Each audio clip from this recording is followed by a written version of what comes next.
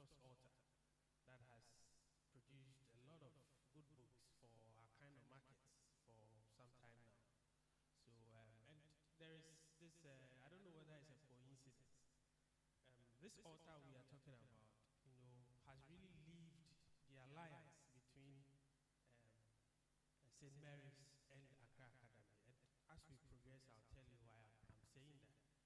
So it's not for any reason that you were chosen specifically to attend, because you are connected in a way to her. So as we go on, we'll all get to know why I'm saying this. So thank you all for coming. I know we have two schools here, St. Mary's Senior High School and then Accra Academy Senior High School. So I think the one, let's clap for her. I mean, yes. Yes. Why don't want we to break the ice for once? We are in single-sex schools. We go out and want to live. The world out there is not for single sex. It's a mixed, bag. Okay. So you have to get ready for adulthood after school, and it involves working with people from other sexes. So when you move out, you have to be willing to socialize. Okay. So can we do more? I mean, can we look at the good example? What's your name? Marianne, and you attend St. Mary's. I see. Today we have a lot of. So can we follow the example of Marianne, and then the boys are shy. Usually it's the other way around, but yes, they are shy. I'm surprised. Upon all the name I've heard about Accra, you are not.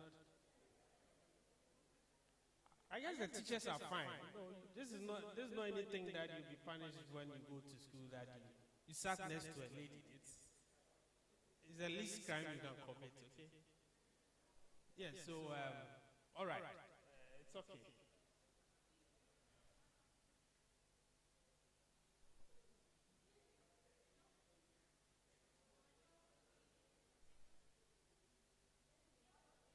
I want to say about 5 more boys, proving to me that they are men enough.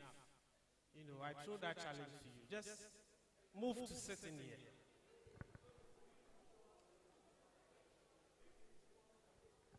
To the man in white.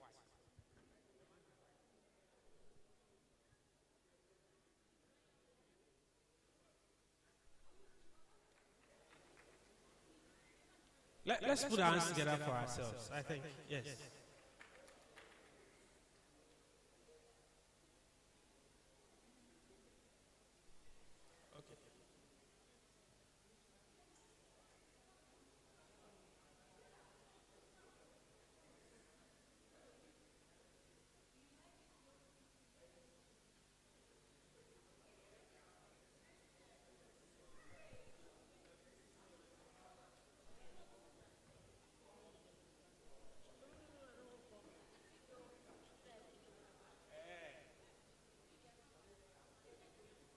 I'm asked to say something about acquaintance, but I don't want to say it.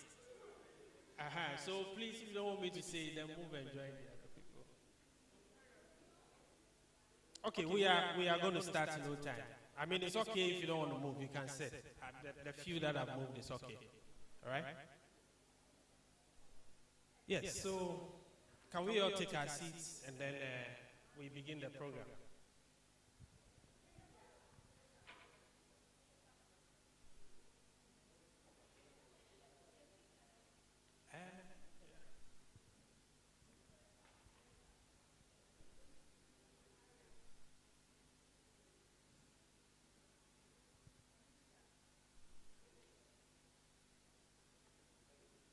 Come on, this shouldn't be something that somebody should organize.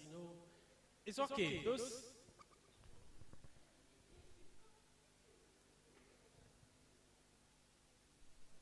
There are spaces in front here too, so people can take the seats. The first row.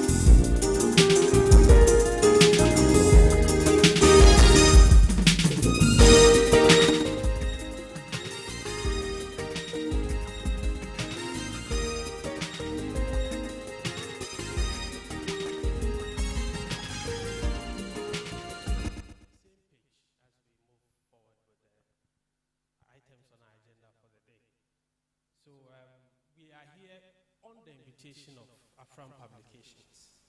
Afram, as far as I know, is one of the first indigenous Ghanaian publishing houses, to be set up when publishing was indigenized.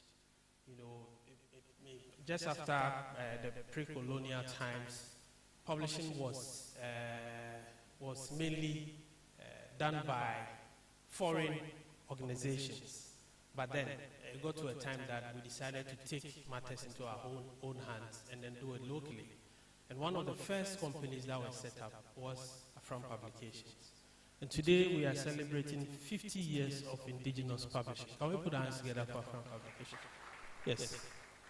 That's quite a number of experience, years of experience, to be in existence for 50 years. It doesn't really happen for most companies in Ghana, and not to talk about publishing company. So that's great. They've supported our education, promotion of literacy all these years. And today, they don't want to take the glory alone. For the year-long program, they've outlined events to celebrate their distinguished authors who have been with them all throughout these years.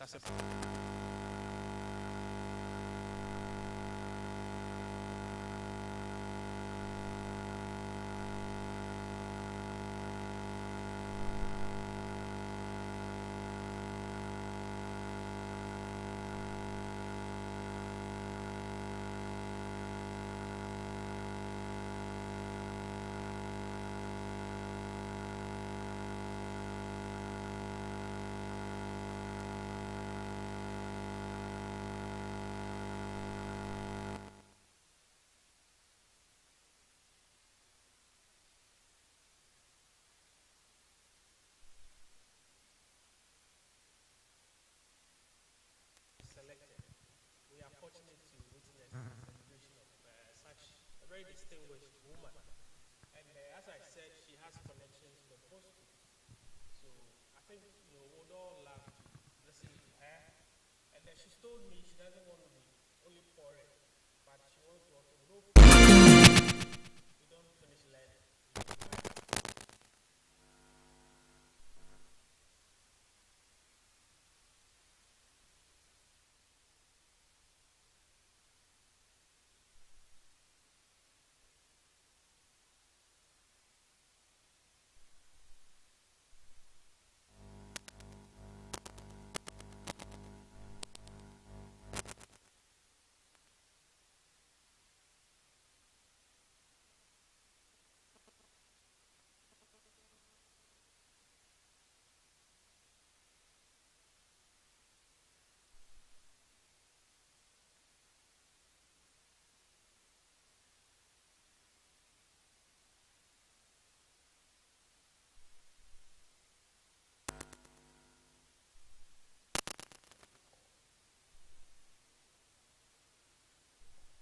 Hello?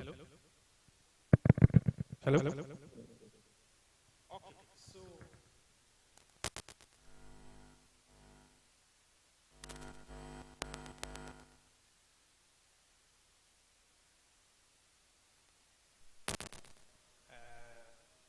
the reason why we are here would now introduce the author that we've come to all celebrate. Before that, I would want to talk about some books that I have here with me. I don't know how many are aware of the Trinity High series. It's okay if you've not read it. That's even good for us because there is an opportunity for you to get copies right after this event. So don't worry. At a highly discounted rate. Okay? And our author will also give you a reason why you have to buy it. So it's fine if you are yet to see it. Okay? Yes. So our author here is the author of the Trinity High series. There are 4 of these titles in the series. We have the Trinity High Students in Crime. That's the first of the series. Then we have Trinity High Back to School. And then we have Trinity High Investigations Galore. And then Trinity High Big Changes. That is the reason why we are here. We are here because of big changes. Okay? Yes, but she would, because most of you have not yet seen the book, she would go through it, give you all the background so that we can all join in the discussions, okay? All right, so let me introduce her now. We've talked about an author, but we don't know who she really is. Okay, so today we are fortunate to have in our midst Mrs. CNN Lokko. She's affectionately called CNN. Now, when I was told I'm supposed to MC this show and the author is CNN, I was wondering, are we going to have cable news network here in Ghana? But you know what? There is a beautiful name behind the initial CNN. I got to hear about it and I was so impressed. And I was wondering why she was hiding it. So when she's talking, she may, talk about that, and then we know what the CNN stands for. So she's an author of Adventures of the Elizabeth Sam and the Trinity High series. She resides in Terre-Haute, Indiana, with her husband. That's in the United States of America, with her husband, Dr. Daniel Richter. And she has 3 sons, Zephan, Johan, and Nikai. Aside writing fiction, CNN has written and directed plays for children in churches and the neighborhood. CNN attended St. Mary's Secondary School and Accra Academy. Now you understand what I was talking about? Yes. She earned her bachelor's from the University of Ghana, a master's from East Stroudsburg University, and her doctorate from West Virginia University. CNN works as a development director with a foundation at Ivy Tech Community College. Her happiest moments are when she is working on creative writing projects. So we are happy to know that our distinguished author is happy to be here with us today. Can we put our hands together for her? All right. So now we know who we are here to celebrate. It's time for us to go back to our program. We wouldn't spend much time here. It's going to be a very simple event. As I said, now we are going to engage with the author. She will take her time, go through her books one after the other, though the focus is on the final, the latest copy, which is Trinity High Big Changes. She'll go through all of them to give us the background, and then we zero in on the 4th series of the titles in that series. So, with a loud round of applause, let us all welcome our distinguished author, Madam CNN Lokko, to speak to us. Can we put our hands together for her?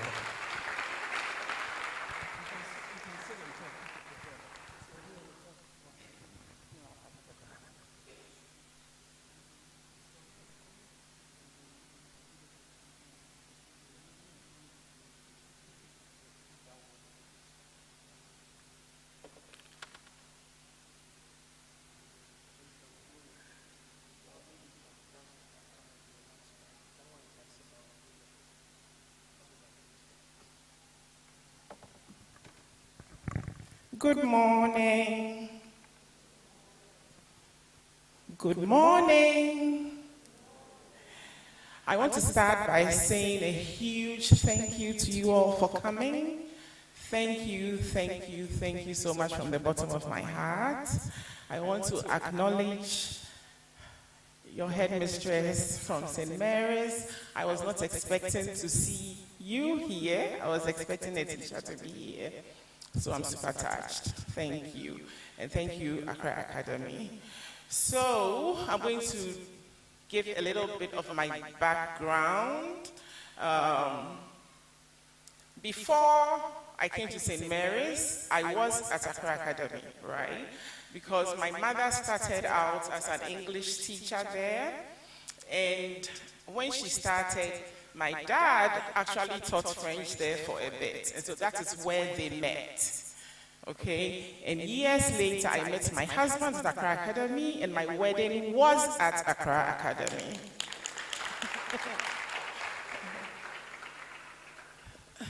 So there is a truly strong connection, and I hold these two schools very dear to my heart.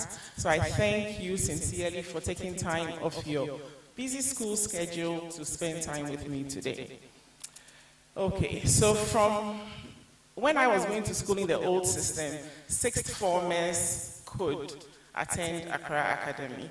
So from Form 5, when I left Mary's, I went to do my O-level and A-level at Accra. Where I was a school prefect and I was in the final years, when you go to the assembly hall in Accra, look up the wall, you'll see my name, Christine Lokko, there.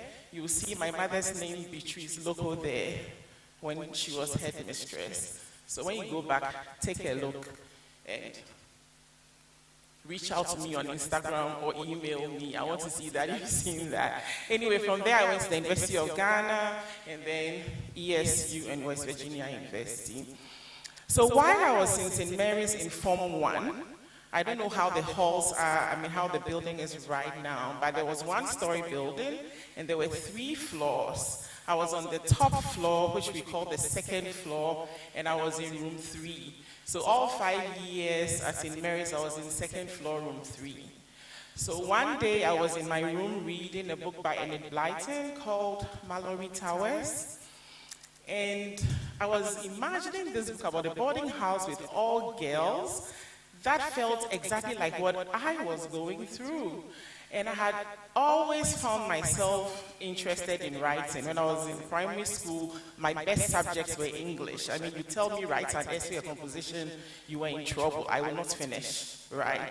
Because I loved creating stuff. I remember when I had to do the dishes, you have chores in the morning. Mine was doing the dishes, and as I was doing the dishes, I'm standing there physically like that, but I am not there. Like my mind is everywhere.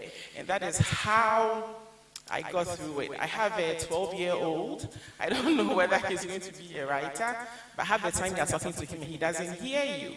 And I can't be upset because I was exactly like that. So if you find yourself drifting off, having those stories in your head, there is a story right there waiting to be told.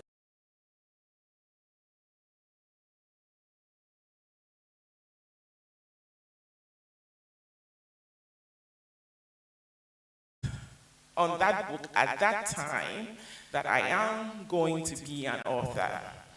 So several years later, I was trying to write the book. It never happened, right? Maybe after a paragraph, I get tired. Kids are not as determined. But over my growing up stage, I found opportunities to write. At church, we formed a group called New Generation. I wrote the plays we performed at church. The church was very supportive so that the kids come and perform, And that is where I started writing, and I realized that I loved writing drama. I absolutely love writing drama. I still like writing drama. So I'll write poetry for somebody's birthdays. I would write little stories anytime there was the opportunity to write. And when I finished my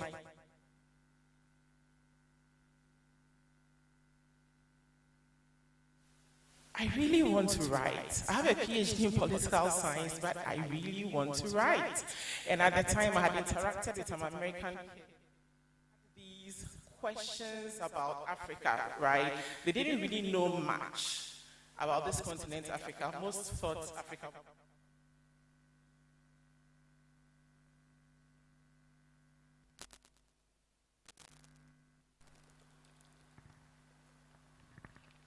So I decided to write Adventures of Elizabeth Sam, which is a collection of 10 stories where you have Ghanaian children playing, interacting with each other. The main character has a pen pal who ends up coming to Ghana. That was written from a multicultural perspective. So at the back of my mind, I know I want to write a boarding house story, but still Elizabeth Sam was written first. But once Elizabeth Sam had become a book, I was a published author. And I knew I was going to do the Trinity High series. So, book 1, and a little background. Do you know about the old system, right? Before the SHS system, the old system, you spent 7 years at school, not 3 years in secondary school, right? And so in 88, now if I say that, you guess my age, so I'll not say the age. But in 1988, I was sent to the boarding house, my trunk, my box, at 10 years, leaving home for the first time. And for our generation, it was really normal, right? At that age, you were ready to go to the boarding house to be all by yourself. So this character, in the stories, even though I wrote the stories when we have the SHS system, I wanted to capture that historical part of it so that readers like you would see that what you know now is not what has always been there. And I'm hearing that BCE is being scrapped and something else is coming. So right in your generation, something is changing.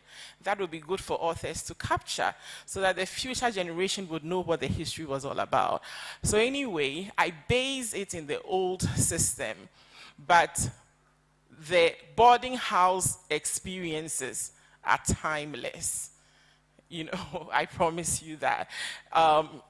Each time I go to schools and I go through the stories, the kids are shrieking and laughing and giggling because they can relate to it. The stories are timeless. But the whole reason why I wrote it this way was in preparation for book 4. Because book 4 is when the students in the old system, my system, meets with the students in your system, the pioneers of the SHS system. When those systems come together in one tiny boarding house, and the chaos that comes after that is what happens in book 4. But in book 1, she goes to school, is the first term, whatever happens, you know, with seniors. Do seniors still send people in school nowadays? Yes? Yes. So imagine being in Form 1, and you have to deal with a senior from Form 2 and Form 3, and think about being in Form 1, and you have a senior from Form 2, Form 3, Form 4, Form 5, lower 6, upper 6, and you are in Form 1. Tiny little creature left at their mercy. You know. So, that Naatre, the main character, I should say her name, Naatre is introduced, you know, to this system. One, she has to learn how to make friends because there's no guarantee that you're going to meet somebody from the school you attended, right? There's no guarantee. So making new friends, figuring out how to navigate the school system. Your parents pay school fees and they take you to school to go and study and go and do well. You find half the time seniors are sending you left, right, and center. When would you have the time to do what you are actually supposed to do? And the greatest strength of kids is that kids are very smart. They are very sneaky and manipulative, you know. So that helps with all the adventures that Naatre gets into. And because book 1 was now starting the stage, I only focused on one term in book 1, and then book 2 is the second and third term of Form 1. Now book 3 tackles the whole of Form 2, and book 4 tackles the whole of Form 3. Now book 5 is going to merge Form 4 and Form 5 into one book, and then the last book, book 6, would have lower and upper 6. Okay? Any questions so far? I know they are coming, don't worry. Okay. So, just in case there are people here who are interested in writing, I wanted to share a few tips, okay? The first stage in your journey to becoming an author is to what? Yeah, you're right. Is to what? It's to read. Is to read, right?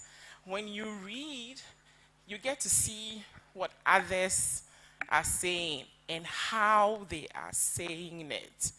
because you may want to write, but you may not want to write in the genre that you are surrounded with. I mentioned my 12-year-old. I have 3 boys.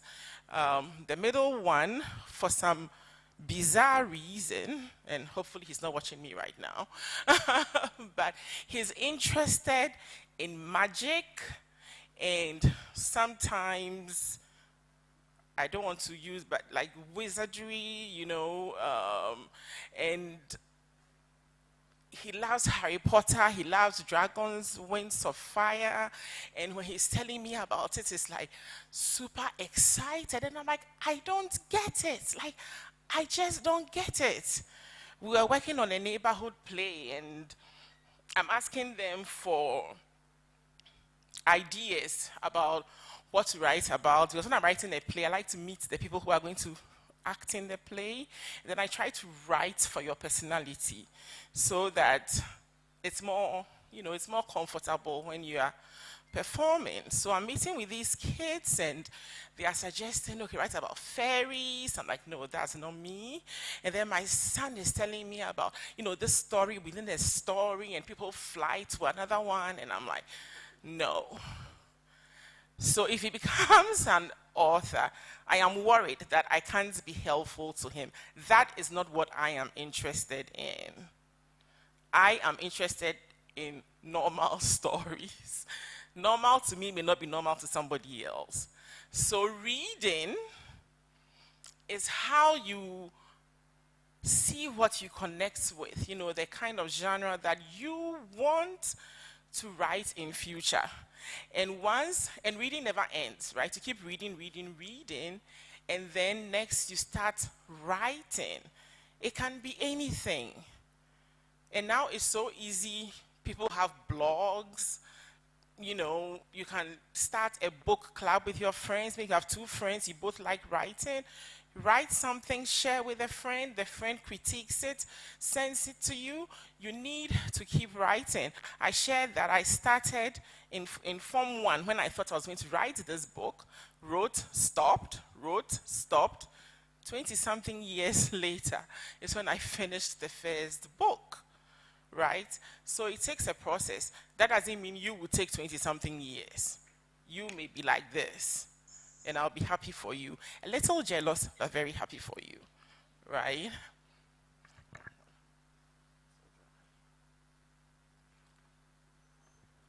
So you want to start writing. You can have a journal. Maybe write once a week, write once a month.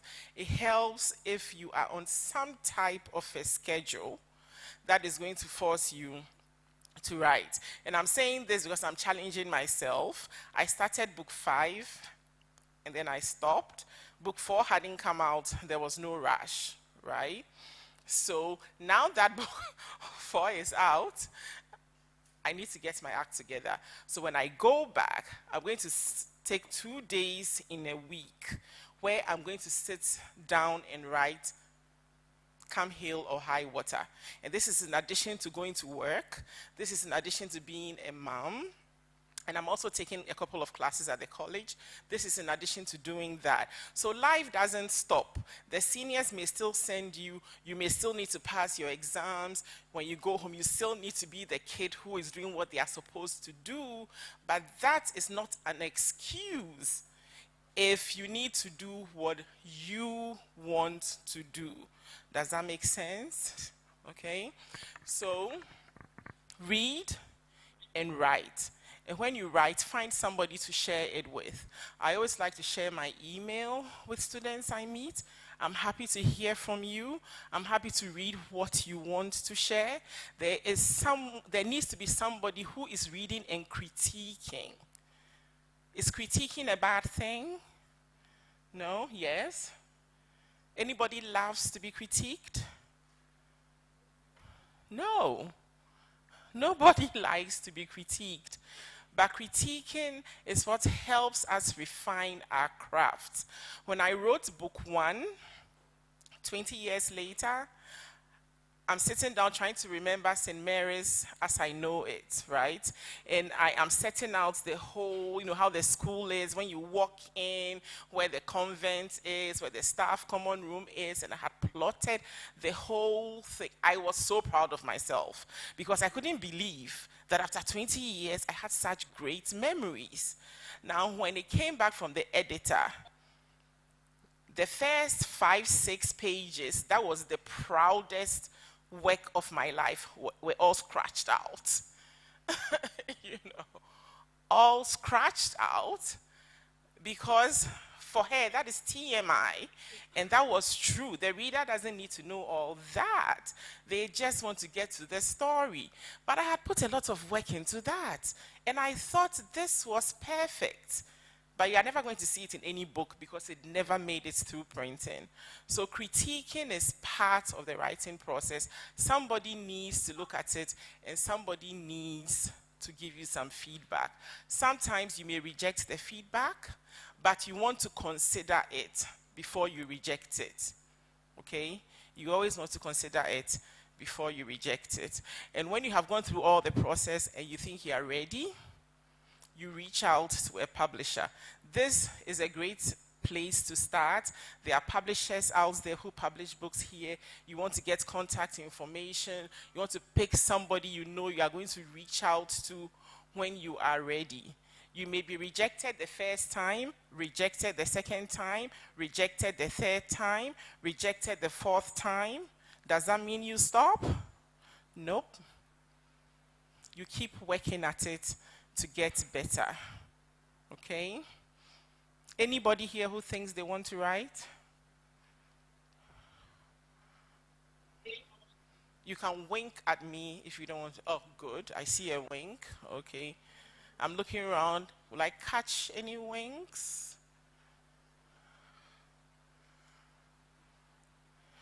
Is that a wink? It was both eyes, so I couldn't tell. Anyone wanting to write?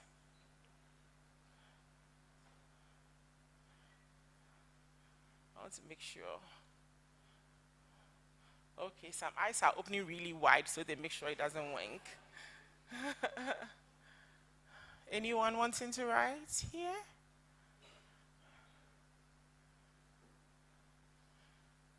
Okay, so I noticed those that I noticed. Feel free to corner me at the end if you want to chat. And my email is super easy. It's cnnlokko@gmail.com. Okay, cnnlokko@gmail.com. You're welcome to write me, and I promise you I will write you back. Okay, so if it's fine with you, I will take a quick break and then I'll be ready to read. Are you interested in hearing me read? Yes? Okay. So I'll take a quick rest and we'll get to that soon. Can we put our hands together for... Yes, but Madam, you didn't tell us the full name. Yes. Christina Nole Lokko. Wow. You agree with me? That's a very nice name, eh? Yes, it has some sound that catches my. I like Ghana names. I think they have some nice names. Yes. So let's put our hands together for ourselves for paying much attention to her. Yes, when she asked how many wants to write, I know most of you were thinking about your English grades now, and you were worried whether your English teacher is sitting here and you want to raise up your hand and you know that it's not good. But don't look at now, okay? Be bold, and once there is the will, there is a way, okay? Yes, and she's ever ready to guide you. But I think one of the things we have to look at is to nurture young ones to venture into writing. Probably a few authors like you who are already established. Code, as she has given you her email address, you can worry her and then get some mentorship from her so that you can also, write. Okay? Most of the bestsellers who are now making millions of dollars, they even want to write to make money. their intention was just to write out of passion. But then it comes out, and because they wrote with passion, then it moves and they are millionaires. Okay? So if anybody tells you, nowadays what I've realized is it's not the technical things that we learn at school that makes us. Okay? But it's a talent that we're able to polish and then sell that makes us influential. I'm not talking about making money alone. Right? Yes, so let's think about doing things out of our what we are majoring in now. Maybe you are doing science, but there are a lot of scientists who are good writers, okay, who are making extra income on the side and then making some impact on the side through writing. So let's reconsider some of these opportunities and then build ourselves. We are very young. We have not reached the age where it's too late to turn wonderful writers. So yes, I know I've said so much. I need to move on to what we are supposed to do today. Okay, so I guess you were jotting some questions as well, right? Yes, you should be if you have not started, because I have giveaways. I don't want to carry them home, but I don't want to give them to you just on a silver platter. So begin to write things, and then after the reading session, we'll come and take some questions.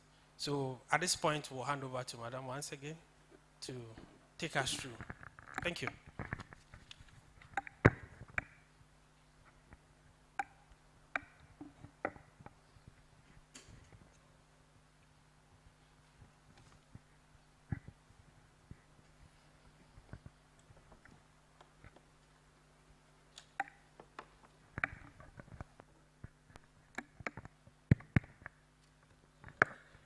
Okay, so I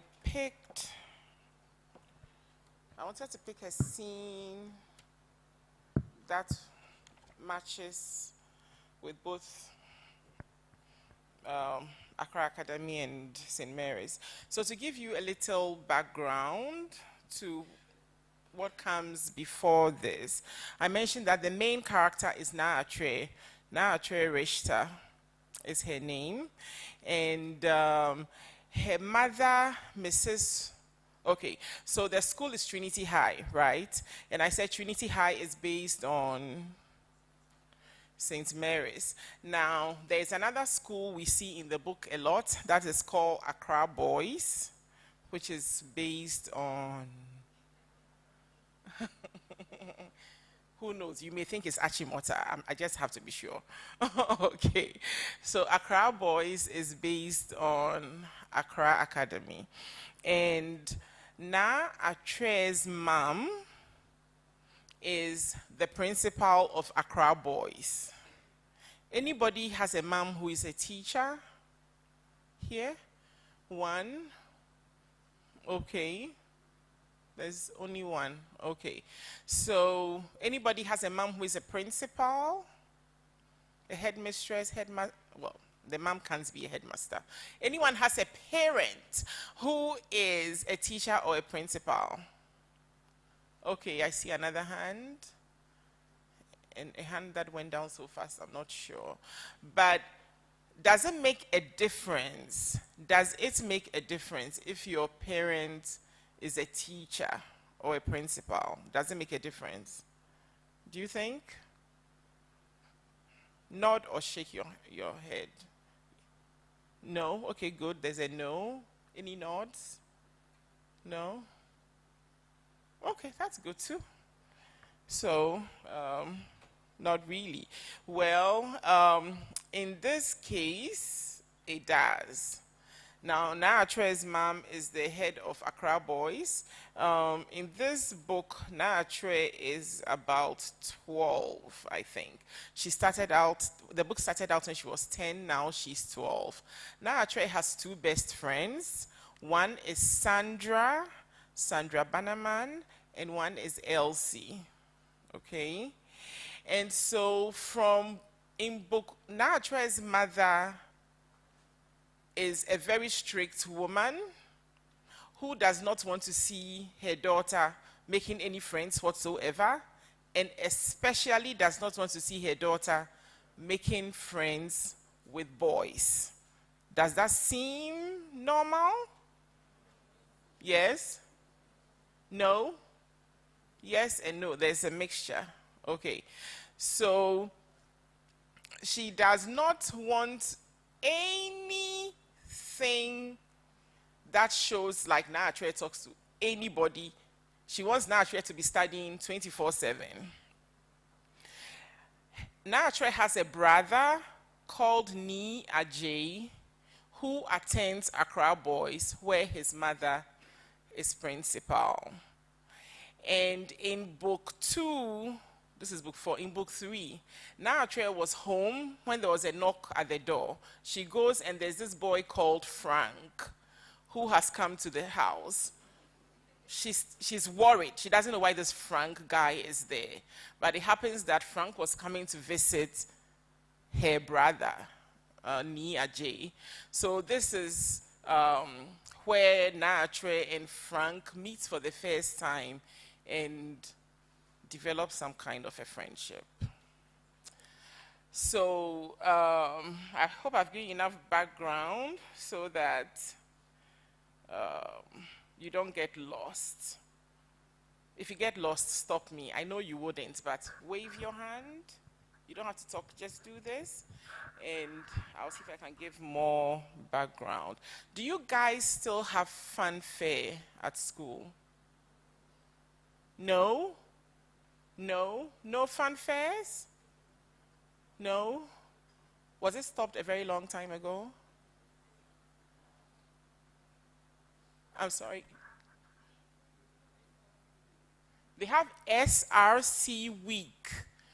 Okay, SRC week. Do you mind sharing what that is? If you don't mind, I haven't heard that before, and that may help me. I'm picking on you. Do you mind? SRC week, do you mind sharing?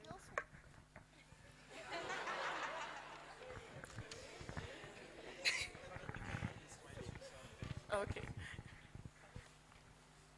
Okay, so SRC week is like a week for the students.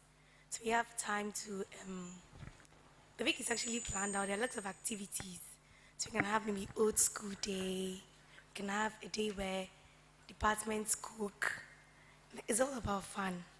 And then I think the last day of the week, schools come over for Epifab. So it's like a socialization kind of program. Yes, on the Saturday. That's the last day of the week. Okay. So you said the last day of the week, schools come over for what name did you use? Socialization. Before that, there was Epifab. It's like, yes, we call it Epifab. It's a musical program. So artists come over and then we perform to entertain us. Okay, okay, all right.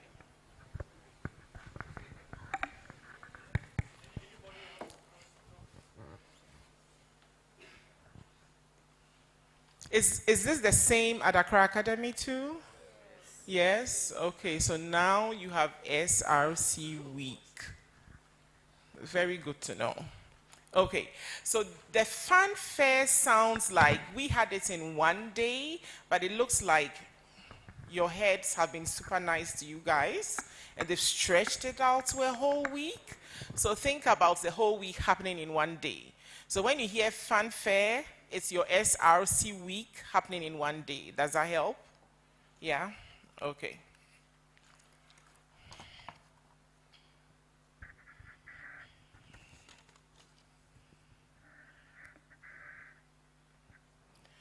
Today is the day of the long-awaited fanfare. All the students worked very hard to make this event possible. The assembly hall has been set up for the beauty pageant. Let me skip this. It's almost time for the gates to be opened to let in the visiting schools. Trinity girls are in the courtyard waiting for the watchman who is taking his sweet time to open the gates to the prison. Sandra and I are chatting with Elsie as we wait. Sandra has been teasing me about Frank the whole week, and Elsie is curious to meet this boy with whom I have been exchanging letters. I keep telling you girls that he's not my boyfriend. He's just a friend. I insist for the millionth time. Do you know that yesterday, Na braided the front part of her hair when she was going to bed? She wanted the front of her hair to grow so she could have a punk hairstyle for Frank, Elsie exclaims. Hey, I was surprised when I saw Na this morning and noticed that the top of her hair looked longer than the back. I have never seen Na attempt to sport the punk hairstyle. I also noticed that she has applied powder to her face. Fine, I braided my hair and I used powder, and she's wearing earrings without any of us having to remind her, Elsie exclaims. I have worn earrings many times without either of you having to remind me, I protest. Well, you're looking very pretty now. Our baby now is becoming a woman, Elsie adds. The gate is finally opened and a swarm of students enter the compound. Students from other schools begin to mingle with Trinity students. Shrieks of excitement are heard as acquaintances reconnect. The three of us entertain ourselves by watching other students as our guests have not arrived yet. Sandra is expecting John, and I'm waiting for Frank to arrive. He informed me in the last mail he sent that he will not miss the fanfare for anything in the world. Frank has not been able to pay me a visit on any Sunday because my parents always show up on visiting days. The fanfare is one activity where parents are not invited, and so it is safe to bet that my parents will be absent. My attention is drawn to a group of boys who enter the compound dressed in cadet uniforms. They are walking in a horizontal line. One of them appears to be the leader, as he is walking with a leisurely yet authoritative swagger. I have noticed that at each fanfare, a group of boys come dressed in their cadet uniforms. I find the whole performance amusing. Now the horizontal line metamorphoses into three groups, with two in front, the leader in the middle, and three cadets at the back. I'm not impressed. However, Elsie and Sandra are completely flawed, and they are not alone. Many other girls are gushing over them. The group chooses one of the big trees near the assembly hall as their destination. I can see the leader whisper something into the ear of one of his assistants as he points towards our direction. The assistant walks towards us and nods a greeting. How are you, pretty girls? He asks. I roll my eyes as my friends offer a silly giggle. What are your names? The boy continues. Oh, I'm Elsie. This is Sandra, and that is Naatre, Elsie offers. Oh, yeah. Mrs. Richter's daughter, the boy responds. Are you from Accra, boys? I ask. Yes, and we are in the cadet corps. Our commander would like a word with Elsie, the boy says. Elsie can barely contain herself to think that of all the girls drooling over the boys, the commander had singled her out. She pats down her hair, straightens her dress, and lifts her left hand in midair as she deliberately catwalks toward the commander. This time, Sandra joins me in laughter, as we have often made fun of girls who change their gait simply to impress boys.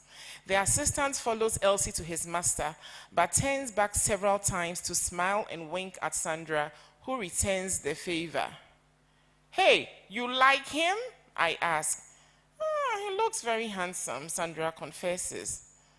I see. I respond, failing to hide my disappointment. Oh, come on now. I'm just commenting on how he looks. I have not said I'm leaving John, my boyfriend. I know you are a fan of his, Sandra says with a laugh, and then shrieks, Oh my gosh! Now that is your brother! I quickly turn toward the gate to see Nia J, Frank, and some other boys walking towards the courtyard. Hey, is that not your Frank? Nia J came with Frank? Why would Frank come to the fanfare with your brother when he wants to spend the day with you? Well, the two of them are friends, and like I keep telling you, Frank is only a friend. I'm happy to see Frank at the fanfare, but really I'm disappointed that Frank is with my brother, but I'm not going to share my honest feelings with Sandra. Frank is wearing blue jeans with a large t-shirt that has a picture of a famous rapper. Nee is also wearing jeans and a t-shirt with the Eiffel Tower on the front. One of my aunties who lives in Europe got him that shirt last year. The other two boys in Nia J's group are also wearing jeans. The group must have coordinated their clothing. The boys walk to the spot where Sandra and I are standing. Hey, Nee. I incline my head towards him. How are you, he asks. And without waiting for my answer, he adds, I hope that your fanfare is a lot of fun, and not a waste of my money. I want to snap at him, but because Frank is there, I keep silent. And I just smile at him. Hey, Nee, Sandra says, I have never seen you at our fanfare. This is my first, he responds. Welcome then. I'm sure you have a lot of fun. Hey, Natre. It's good to see you again after so long, Frank says. Hey, you know my sis? Nia J asks. Oh, yes, I do. Remember that I met her in your house during one of the vacations? Frank informs him. I'm guessing Frank has not told my brother that we have been exchanging your letters. We have been exchanging letters, sorry. Who are your friends, Sandra asks. Oh, this is Kekeli, and that ruffian is Tola. Nee responds, and the boy designated as a ruffian gives us a model's pose, which causes us all to burst out laughing. You were not wrong when you called him a ruffian, Sandra says. Anyway, what do you guys want to do? There are lots of food vendors here, and there are shows going on. There's a movie room where movies will be shown throughout the day. Over there's an exhibition room, and you're welcome to check out some of the paintings and sculptures that the art students have created. And there's a game room where you can play various board games, card games, and also table tennis. Finally, the highlight of the fair is the beauty pageant, which will take place in the assembly hall. It is the most expensive show, but it is a lot of fun. And the last event of the day is jams.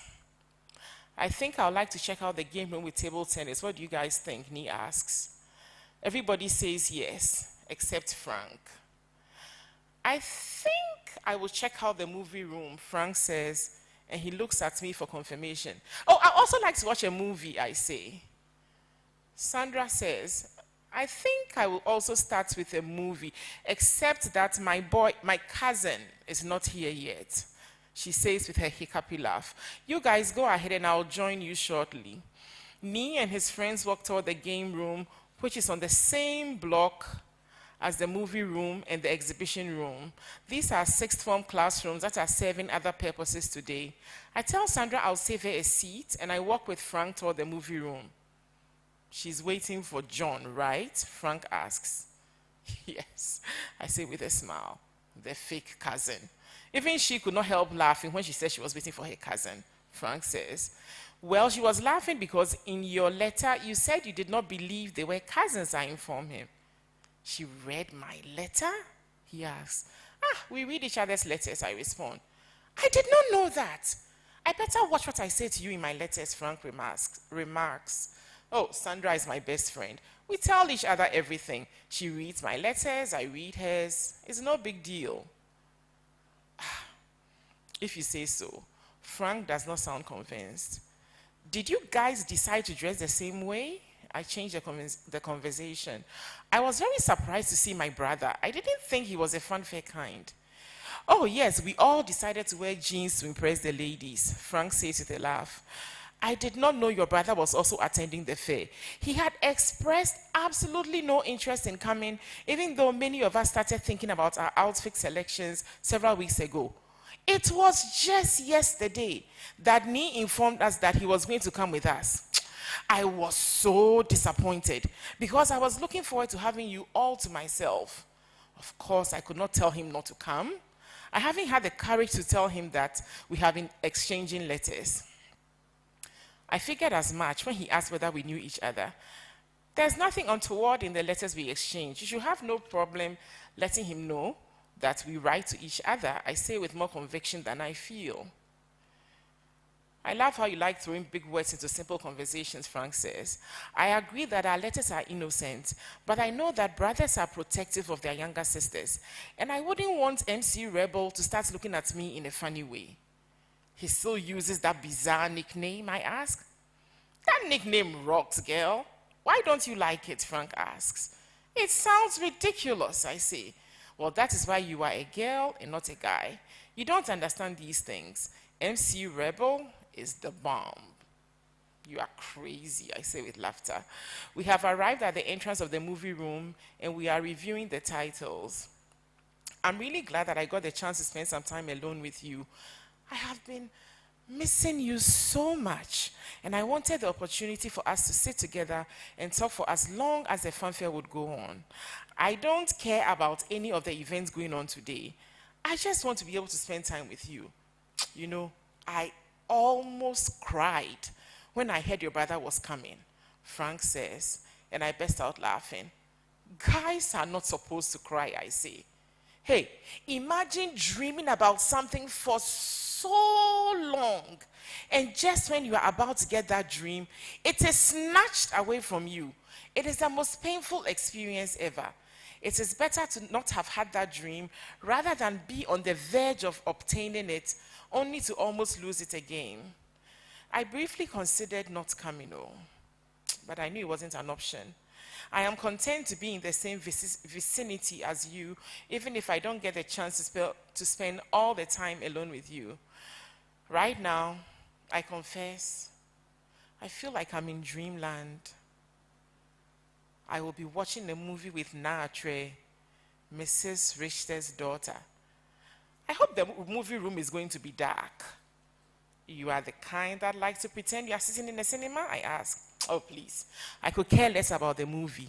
I would want to put my arms around you without anyone seeing me do that, he says with a smile. Hey, dark movie or not, you are not putting your arms around me. I don't know how my mother does it, but she has eyes and ears everywhere around this school. She hears stories from Trinity that I think she should know nothing about. I bet you someone will be running to Accra Boys to tell her that Frank had his arms around me. Hey, that is not good. Then I wish the place is lighted enough for Mrs. Richter's spies to see that I'm keeping my hands on my lap and very far away from her daughter. I laugh. I laugh at the seriousness on Frank's face as he makes that declaration. He takes money out of his pocket and tells the girl at the door he's paying for 2 tickets. You don't have to pay for me, I protest. Of course I do, he says, ignoring my protest as he returns the change into his pocket. I cannot argue with him as the deed has already been done. I thank him for his kind gesture and inform him that he does not need to pay for me all the time. Yes, I do. I'm the guy, and it's my responsibility.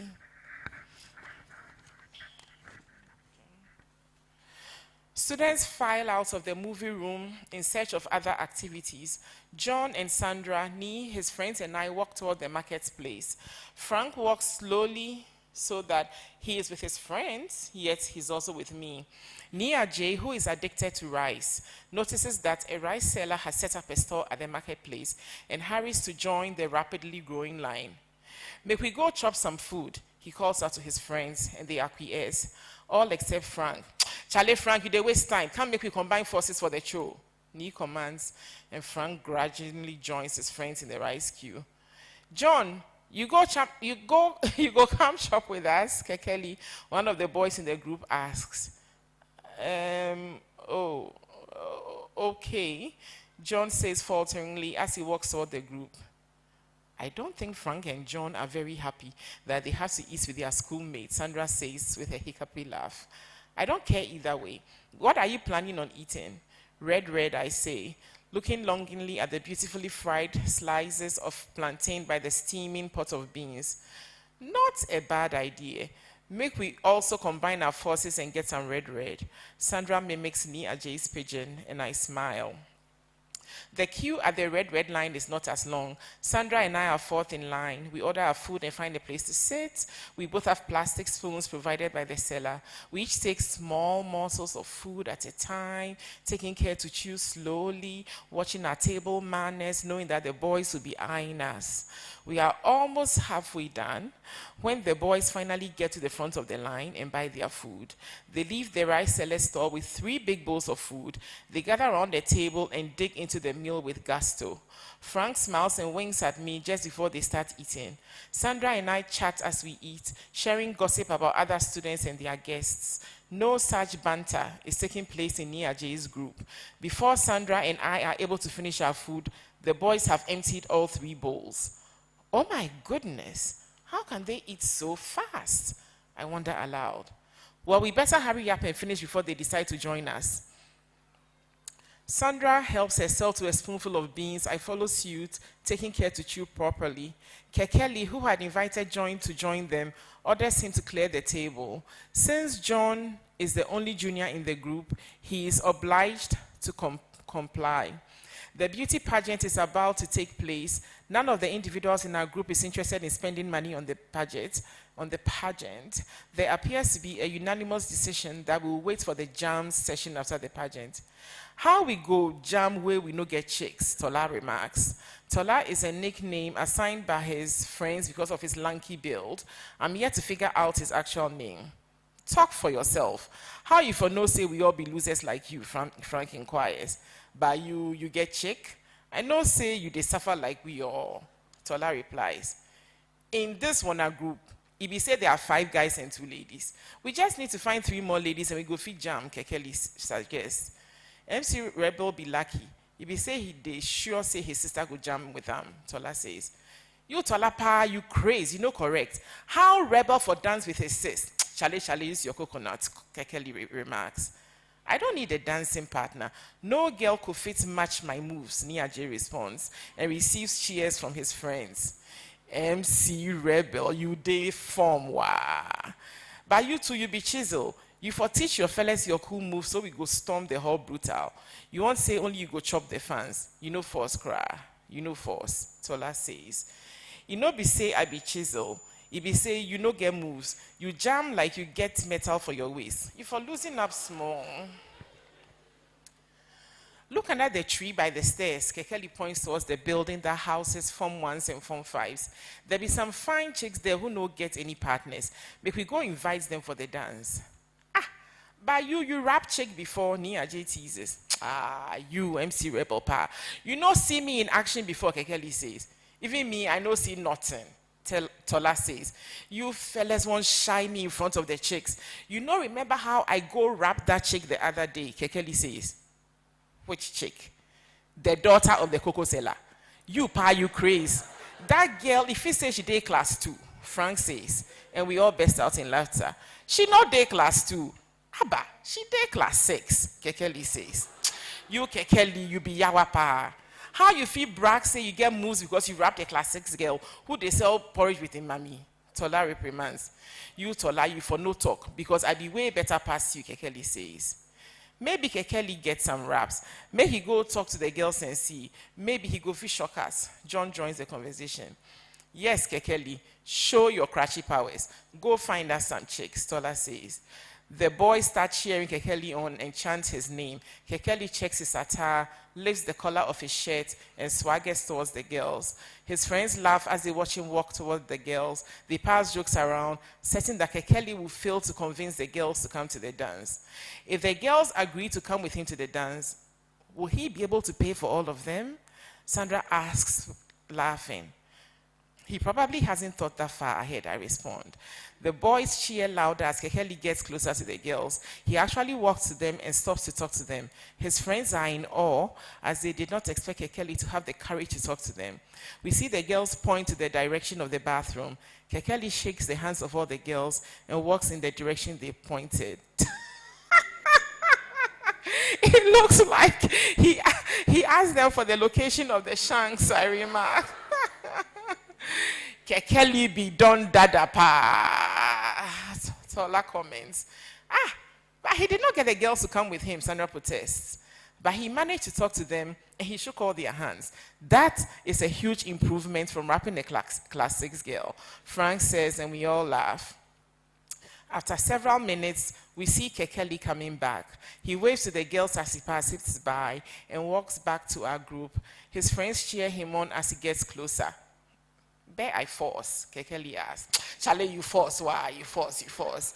Nia J says, as he high fives Kekeli. Ayeko, Sandra says with a smile, and Kekeli bows in appreciation. It is really not a big deal that you don't have dance partners. We can all dance together. Besides, if you invite someone to the dance, you are going to have to pay for their tickets. If you feel you really need a partner, you can find one once you have entered the hall. That way, you don't have to worry about paying for them. Charlie, this chick be smart, pa. I love your idea, Kekeli exclaims. How about I dance with you when we get inside? I'll be dancing with Natre. Thank you.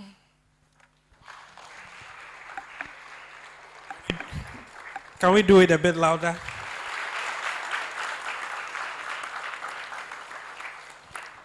I didn't know it was going to end so soon. You know, I was still sitting down and I heard thank you. I was surprised because I was so engulfed in the whole, reading. I mean, can we all see that it's different when the author reads her own book, There are things you don't see when you are reading it. But since she wrote it, that the feeling, I'm so... Can we put our hands together for her?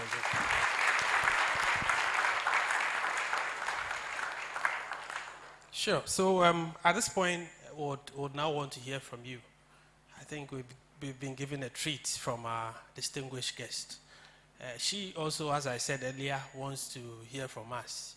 Writers always listen and read so that they can write more. So, and do we think the story is relatable? I think so. Yes. It even happens now. The things she's mentioned, it's still happening now. Even though we are looking at the system of yesteryears, you could see that, the boys' voice things and other things that are running through the story is still the same as it is now.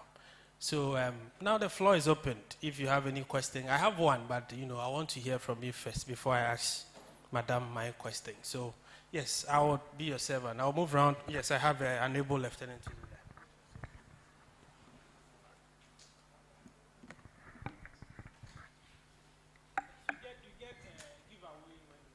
Okay, so if I haven't read the first book of the series, can I buy the other books?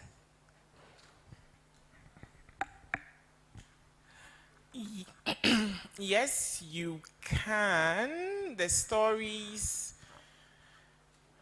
are not, each story ends and a new story begins. But, so yes, I will recommend you start from the beginning. But you're not going to, so maybe if you start from book 4, the Frank story would already have started and you missed out on how Frank and her met, but you should be able to follow book 4 without having read the others. Yeah. Thank you. There's a hand.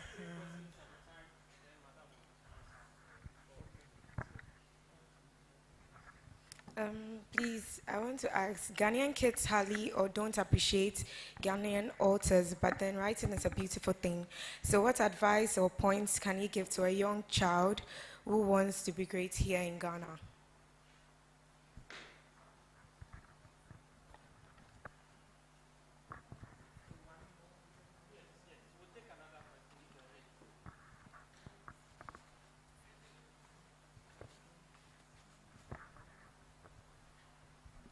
Okay.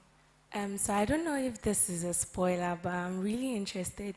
You mentioned that John was a junior, but then how was he able to relate with seniors in the book? Yeah, as friends. Thank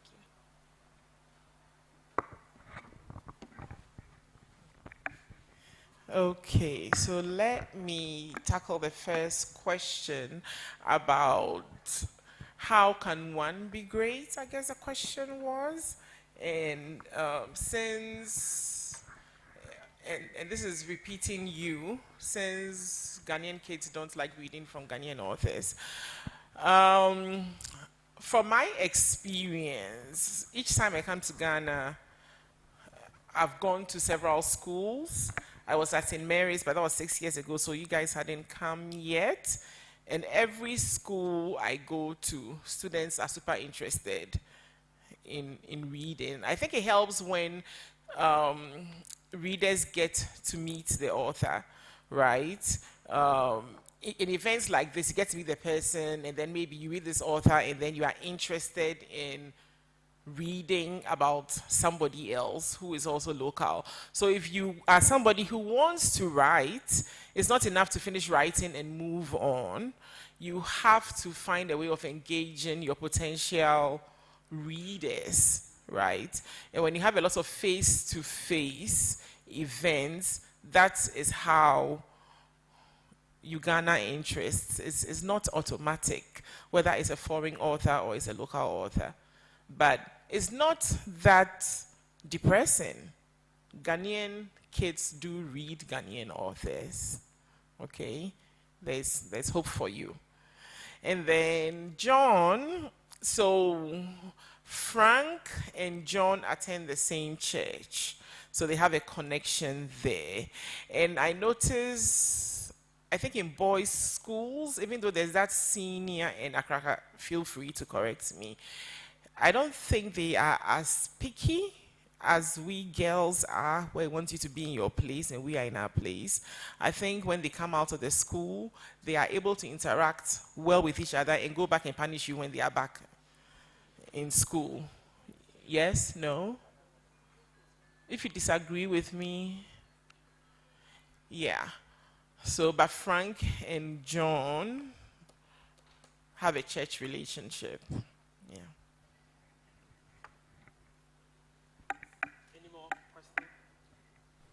Any more questions from anybody? Yes, I see a hand up, so can you?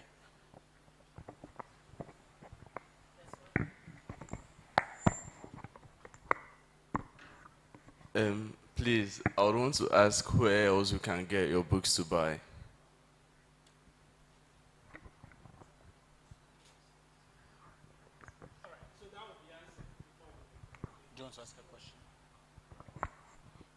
Please, was there ever a time that you thought your books wouldn't be bought or liked by people?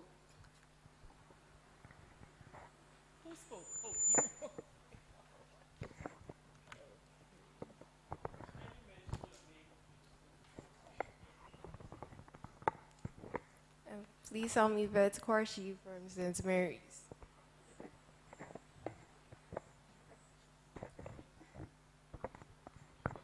I'm Joel Gani, and I'm from Accra Academy.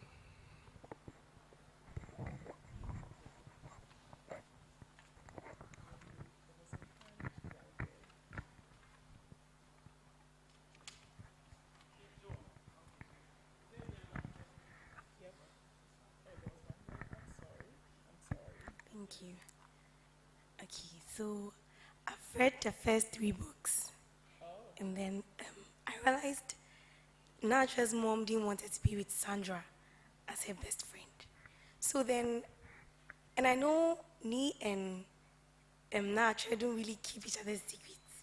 So how is Ni actually coping with the fact that Natra is still with Sandra? Thank you. Marianne from St. Mary's.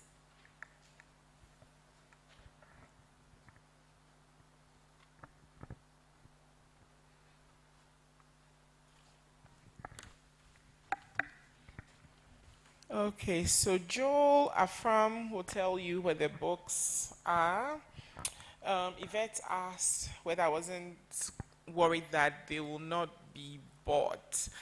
The beginning, at least for me, the biggest thing was to get my story out there, and it's still more of a priority for me that once the books are out, the next step is marketing, right? I never thought, will it not ever be read? Maybe it was quite arrogant of me to think that way, but that was not ever an issue. And like I said, when I'm fortunate to come home and I visit students just like you, I never leave a school without people wanting to read. And I started, today we thought there was nobody who had read, and Marianne has read 1, 2, 3, and she was hiding that secret. So that is not a concern. I think for somebody who really wants to write, yes, the goal is that you hope that you would make money from it someday. But for me, I think the biggest thing is when I'm no longer on this earth, my words are still there. My grandchildren and descendants after me would know that this woman they didn't know was a writer, right? That's the biggest accomplishment for me.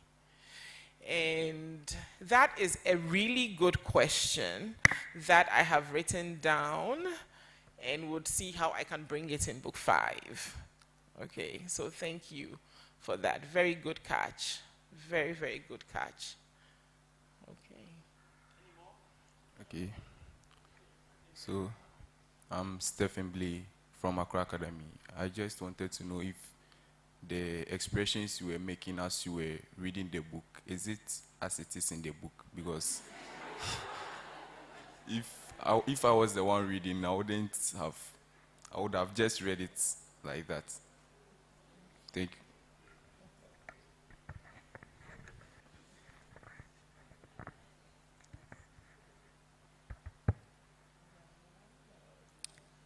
I'm Jasmine MK from St. Mary's, and my question is kind of a compound question. Is writer's block a real thing? And do you get writer's block? And what do you do to go past writer's block? Thank you.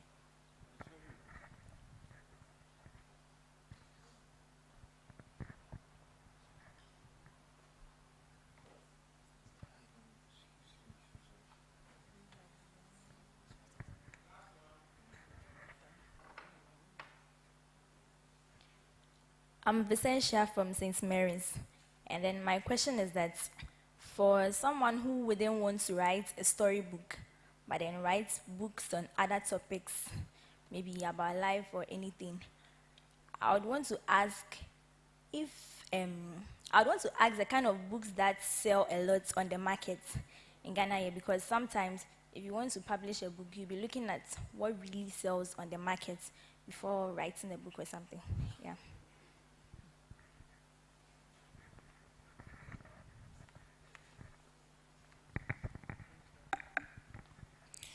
Okay, thank you. I'm going to say Stephen, but that's not how you called your name. Stephen? Is that how you called it? Okay, so no, the expressions are not in the book. Maybe when it says she laughs, I may have laughed, but like I said, drama was my first love before I moved into fiction.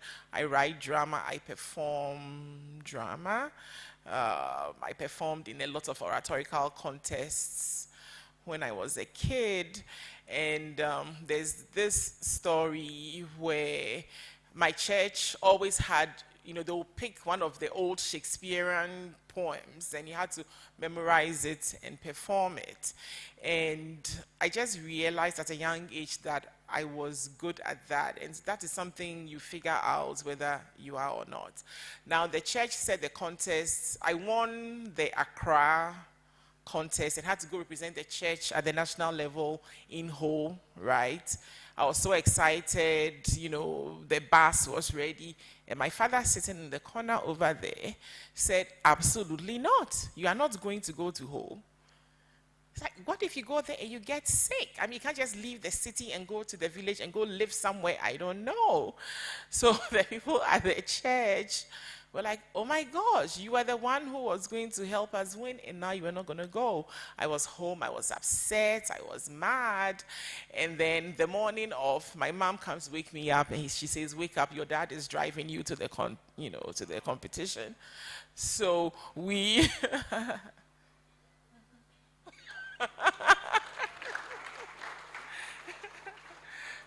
so we arrived just as the competitions had started, and I'm thinking maybe I was 11, 12. I remember being very tiny, and they were like old men, because the competition was not age bound. You just needed to be able to perform and perform well. And I performed, right? When I start, I get into my element, and I knew I was good, but I didn't realize how good I was, you know. And my mom was a literature teacher, so when I finished presenting that, and she's like, oh my goodness, there was not a sound in the room while you were performing. That confirmed that what I thought I wanted to do is really what I could do. So it just comes naturally that I like to perform stuff, and it makes the reading more engaging than just reading blah, right? I needed to keep you guys engaged. And anybody can do it. I may be good at it because it's innate, but you picture how you want people to hear others, you know, how you want them to imagine what you are reading, and you make the inflections and the emotions as you go along. But thank you for that compliment. Okay. Okay, and then Jasmine asked about the writer's block. Yes, yes, and yes. As I said about book 5, I start book 5. I have started book 5 so many times, and when I'm busy, but then I sort of put it down. I'm staring at the screen, and usually I come and I think I can write, but after an hour or two, I have 10 pages done. So I'm thinking I can do this, but book 5 is a struggle, because I don't want the story to be the same way. You don't want to be saying the same thing over and over again. It becomes boring. So I need to take the time to make sure that some things are changing. Now, what is going to help my writer's block, if I still have it, is being here. You change your environment, you experience new things, and that triggers something. Right now, she asked me a question that has triggered something that I'm going to do something with. And also having a deadline for me, knowing that I need to get this done by a certain time, forces that blockage, because you need to get the manuscript in, you know. But if time is not of the essence, then if you feel like I can't write, you move on and do other stuff.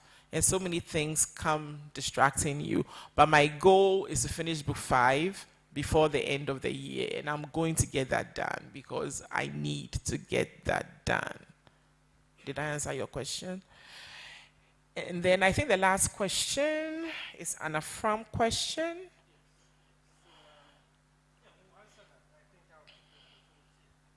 Answer that question.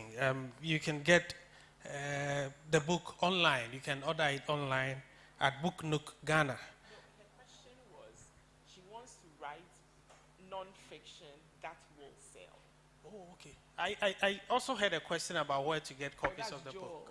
Right there. Yeah. Yes, so, okay. Then, I don't know, would anybody from Afram take that?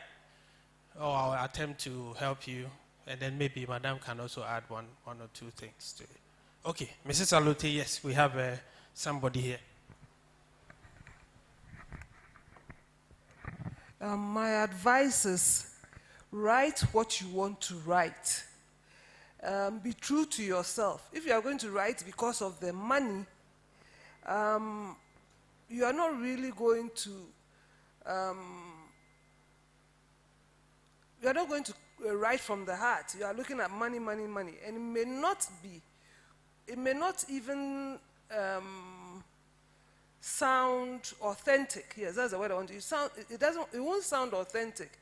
There are people who write non-fiction and they sell. And there are people who write fiction and they sell. So do what you are comfortable and passionate about, and it will come across, and people will buy no matter what. Thank you.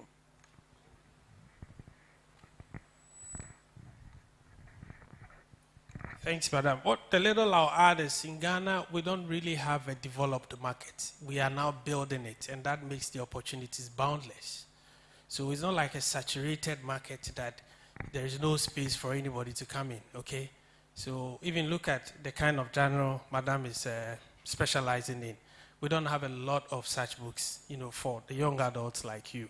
So there is boundless opportunities for, you know, potential writers. Only if you are willing to venture.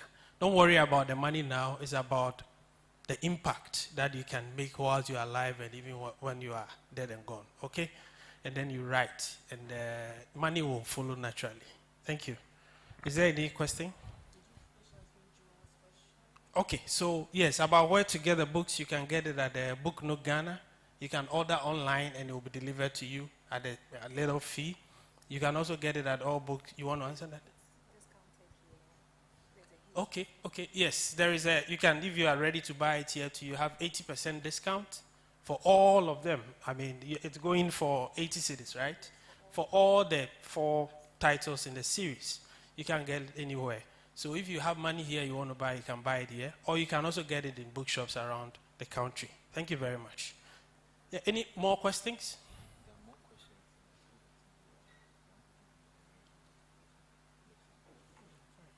Yeah, so we'll take more questions. We have time, so we let them talk.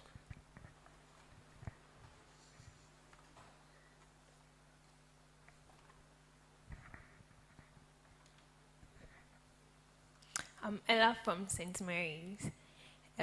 My question is, I used to like writing and I loved English in primary and JHS. But then since I came to SS, I see English to be something different. Hardly do I read and write. So, and then even the course I'm offering makes me not have time to feel like reading. So can I have any advice?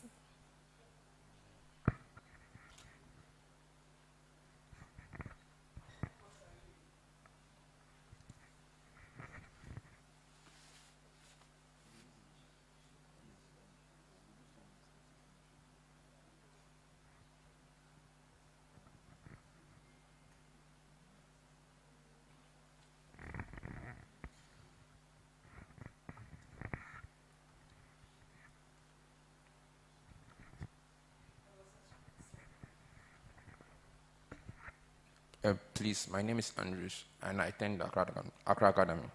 Please, when Mami was talking, she said, when you're writing, it should be from our heart. So I want to ask if story writing is a natural talent or like an acquired talent, as in you learn for it. Thank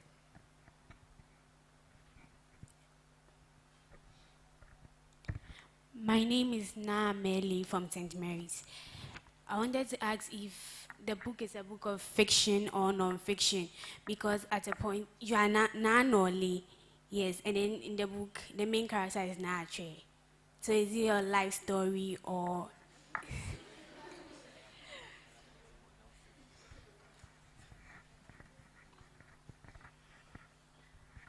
Okay, my name is Amani Finn from Accra Academy. When you were reading, you added a lot of details into your story. Sometimes when people write, they add too many details, it's considered deviation. So I'm wondering how you can limit that detail so that it won't be considered deviation.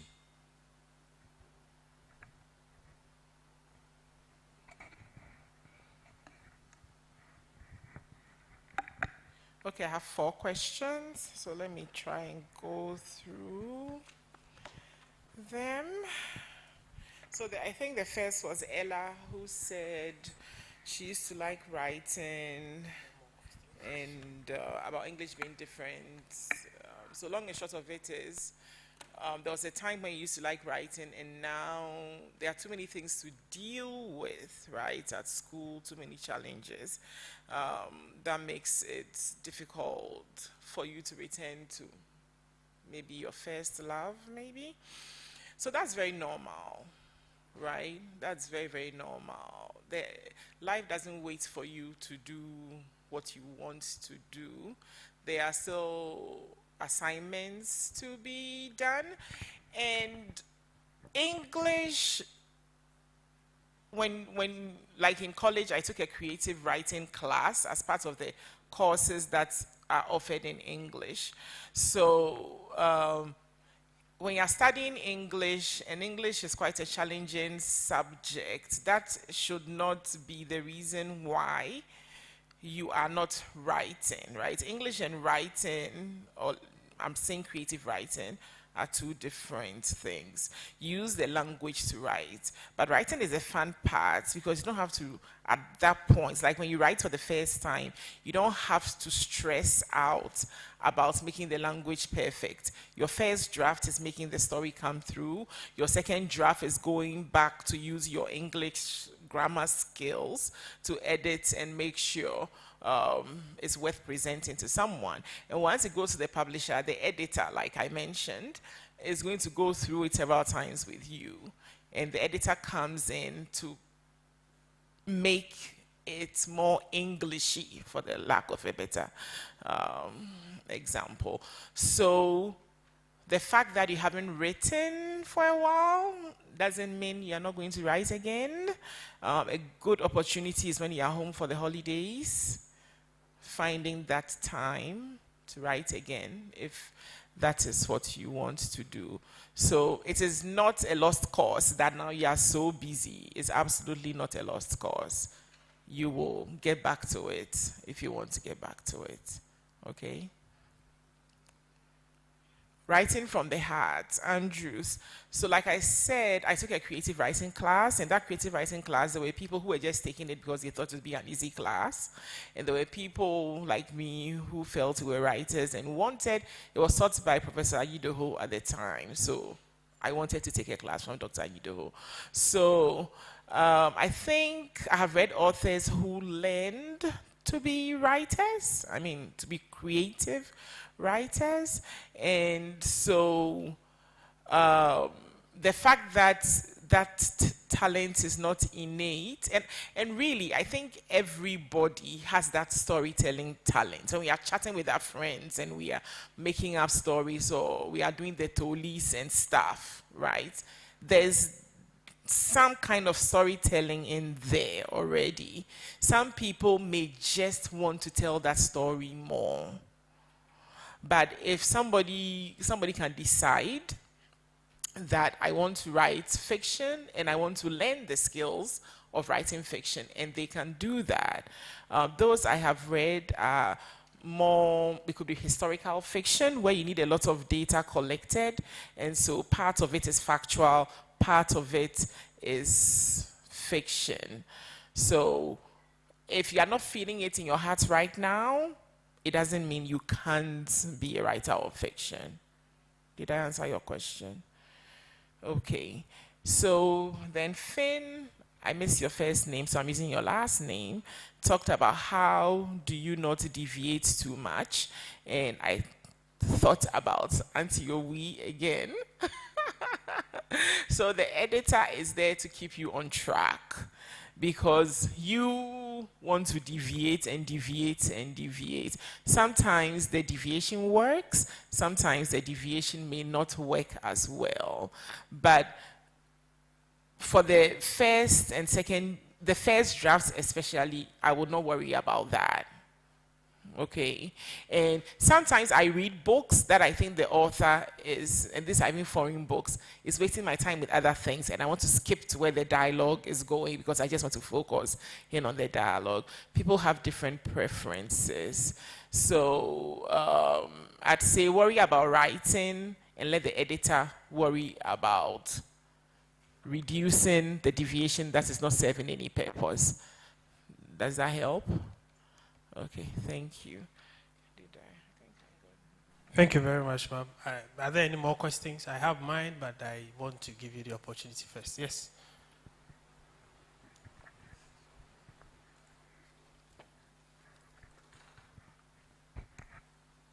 Okay.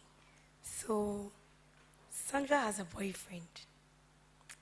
But at that age, you see, that's something that when our parents tell us stories about those days, they're like, they make you feel like you can't even have a male friend until you're 20. So, like, was it a normal thing to have a boyfriend at that age? So I can know if they are lying to us.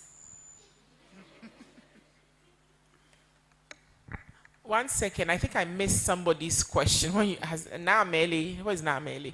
I think I did not answer your question. Bear with me, I'm truly sorry. So Naameli asked if it was fiction or non-fiction. It is fiction. It's fiction. There are many made-up things there, but I can't speak for all writers. But fiction always comes from a place of non-fiction, right? You start writing what you know. Like I said, it's based on St. Mary's. So if you read the book, especially book 1, you will notice St. Mary's in there, unless the school has changed drastically. Those who were in my time will notice the school. So that is not fiction, but I can change it any way I want, because I am not setting out to write a true story. Yeah, there are some parts of the story in my life that are going to be true. Like I said, my mom was a headmistress of Accra Academy, but when I was in St. Mary's, my mom was not the headmistress of Accra Academy. She got into that role when I was in college. So I don't have that experience, but I chose for Naatre's mom to be a principal. And my husband's name is Richter, so I chose for the character to have that. And if you are a Ga, we sort of follow a strict naming, naming process where your names are a certain way. So the oldest girl is going to be Naatre, right? So that's why that name. So sorry for skipping you, and I'll let the other two questions go on, and then I'll answer yours. Okay. Please, please, I'm Mina Duka. And my question is, I write books, but then my mom or my family don't encourage me writing the book because they think it's only me anywhere. So what advice can you give to me to keep me going?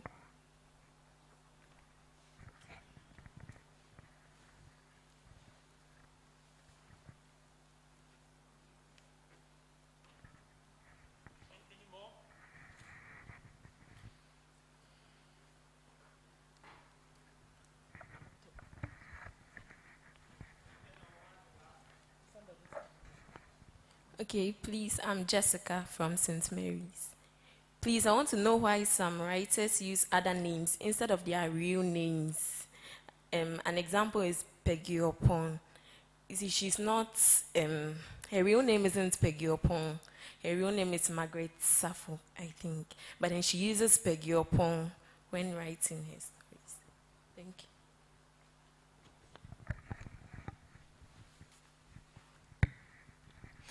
Okay, thank you for those questions. Marianne, is that your name? So Marianne asked, Sandra is too young to have a boyfriend. I agree. I've told my sons they are waiting till they are 21. But, so the interesting thing about being in the boarding house is you get to meet people. Like when you're home, you think the way your parents think is the way everybody's parents think.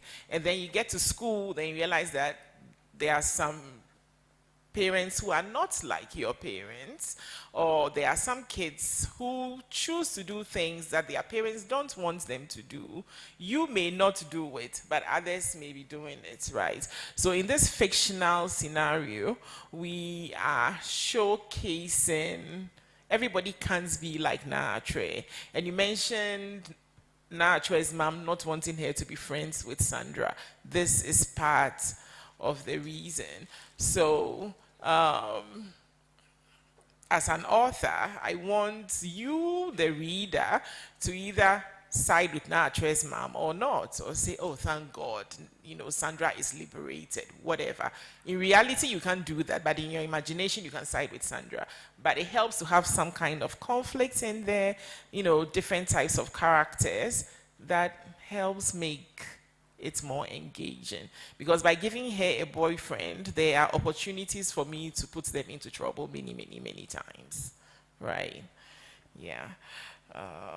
So Nina, was your name Nina? She talked about wanting to write and not having the support. You are not alone. It's very common, okay?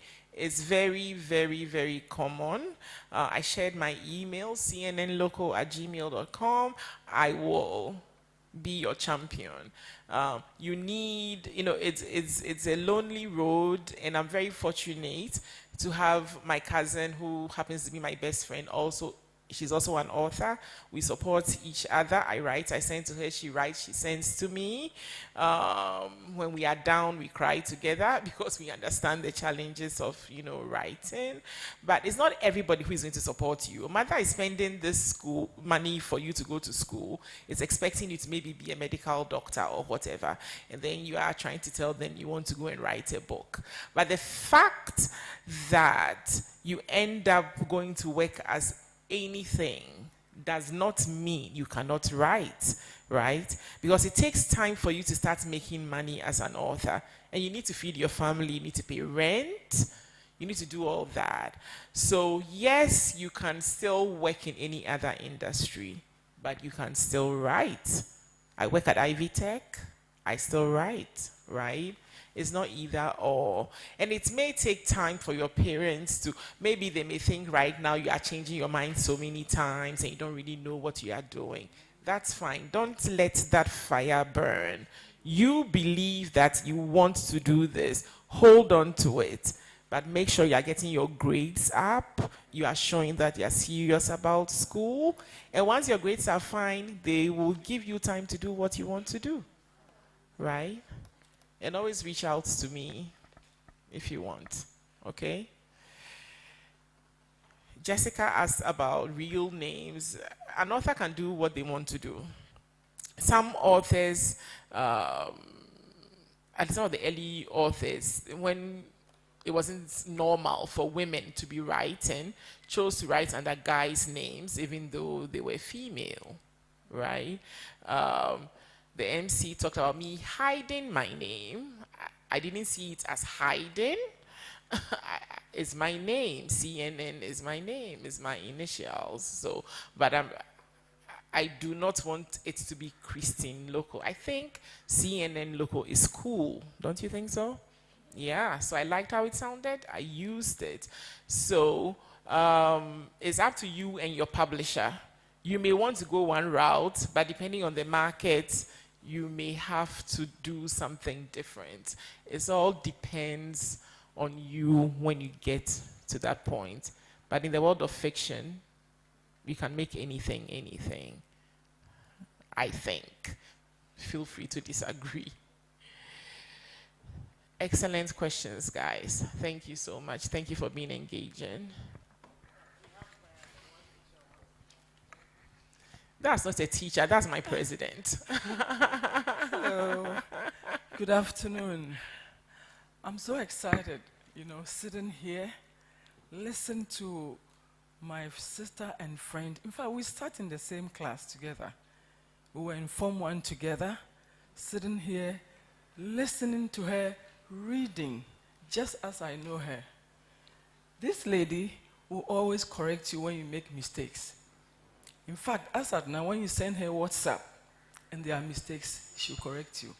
She will send you the corrections. I'm not surprised to see her like this as an author. I'm so proud. I'm a Smogan, Smogan 93. And I couldn't just, wait. I couldn't wait for today. I had to be at work. A lot of us would have been here, but today is a working day, so they couldn't make it.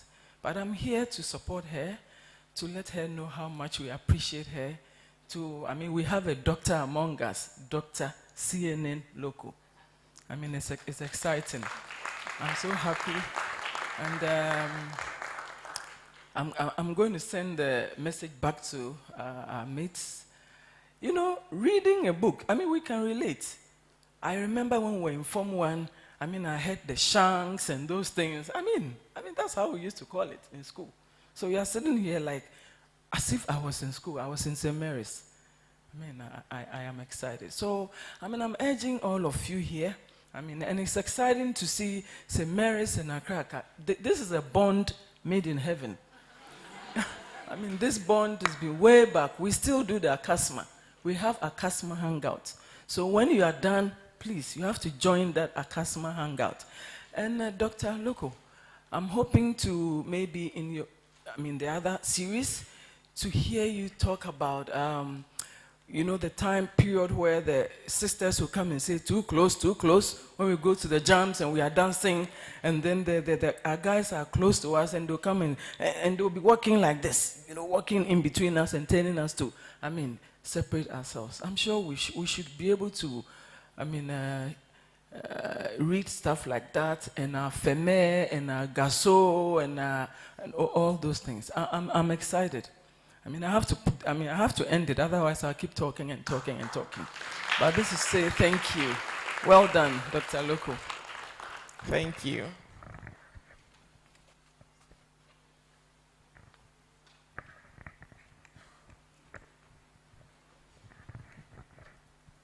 Thank you all. I think it's time for me to ask my question. Madam, when I was listening to you, one thing struck me that I want to find out, whether it's your style of writing or it's just something you didn't even think about.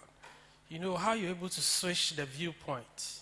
At first you start with I, and then I thought maybe it would limit you because it would be a boring story around only Natre. But then the way you were able to seamlessly switch to third-person narrative, to now bring in a lot of other people and then tell the experiences and all of that in the book. I don't know, with all these, you answered one part of my question, that is you had some creative writing training. But are we going to see this style all throughout the next editions that are coming? Or it's going to be something way different? Thank you. Okay, thank you, Joseph. So even with the I narrative, anything that is happening, na actually needs to be somewhere in there, and or she would have heard about it because it's coming from her point of view. But I'm able to go to the third person because it's something Natra is experiencing and seeing. So she's not. It'd be weird for her not to be there when I switch to the third person. So I don't know what would happen in the next one. I thought you were going to comment on somebody complained about me writing in the present tense. So I wasn't sure where you were going with that. That most books are written in the past tense, and somehow I gravitate towards the present. As book 5 goes, we'll figure out what I am doing, as long as I tell the story. Thank you. It's been a wonderful session. I'm so, I've never attended any, events of this nature, as far as the book fair programs are concerned. So let's put our hands together for all of us. We've all contributed to a very successful event, so engaging and, Yes, so we'll move on to the next item on our program, which is to take some photos and then, fraternize, and then we'll have some refreshment. I think so. So I don't know, maybe CNN we should take a selfie, and then your back will be facing everybody. That would be nice, I think so. Is there a way we can go around that, cameraman? Maybe she stands somewhere that, we cannot take one photo and then we see everybody at the background. We all stand up and then maybe, And then if you buy copies, you have the opportunity for her to sign the copy, and then you take a personal picture with her that you keep for the records. They should all join. Okay, so I'm told that we should all move to the middle, and then we'll be standing and taking it. Yeah. Those sitting can sit, and then let's gather so that it becomes a nice thing, We send it to the back. Yeah.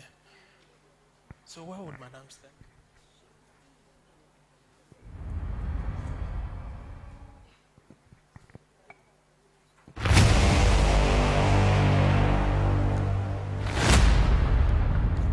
I think this should be a quick one. I want everybody to be in. Nobody should leave us. I see we don't have much time, but yeah. This should be a quick one. But she should start. She should be down, not here. Yes. So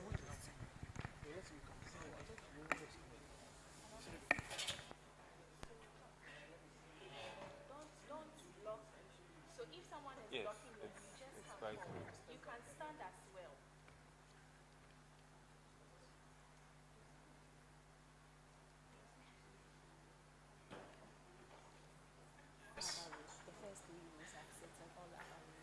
All right, so the first 3 rows are sitting, all other rows behind them will stand, okay? So that we have that. But if you know you are short, don't go and hide behind somebody. You are short like me. Come forward.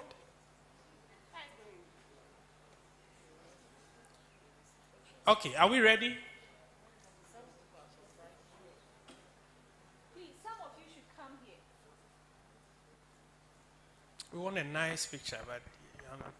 So those here, it looks like, so you can move and join the tall line behind, okay?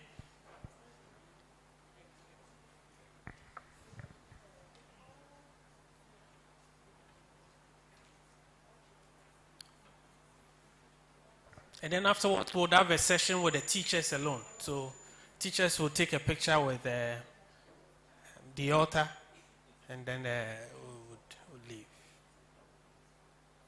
All right. It looks like we are set, ma'am. So the front row.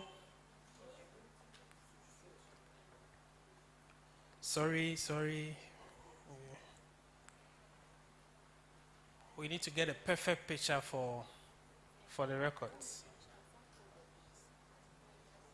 Yeah, it's nice. We can explore that. Hello. Can you do the picture for us? You take a picture. Take my phone from the guy. Do the picture for us.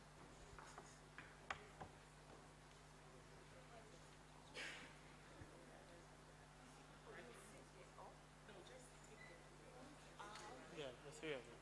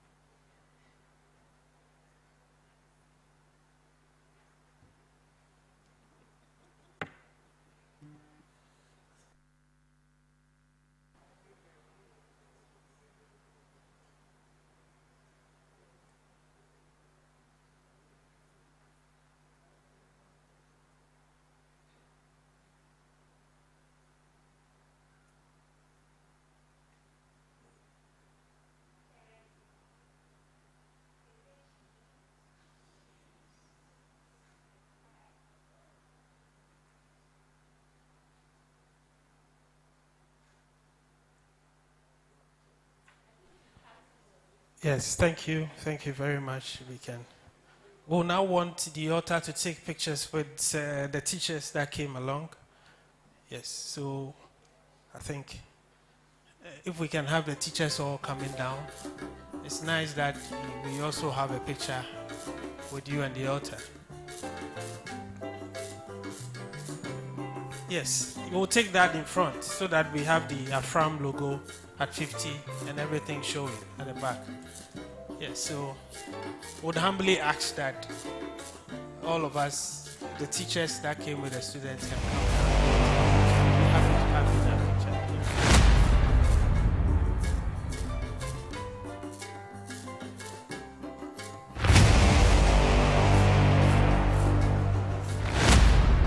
Please, a quick photo. Yes, as many as can come down, we'll be happy.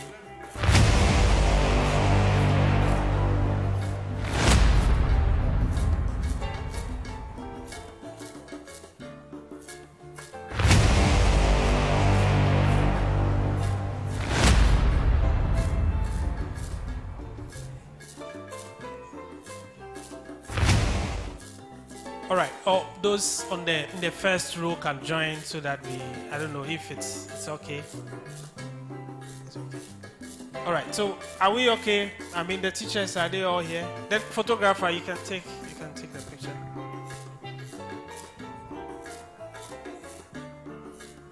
Yes, would provide some snacks. So when we are done with the pictures, you should not go. You should wait so that yes.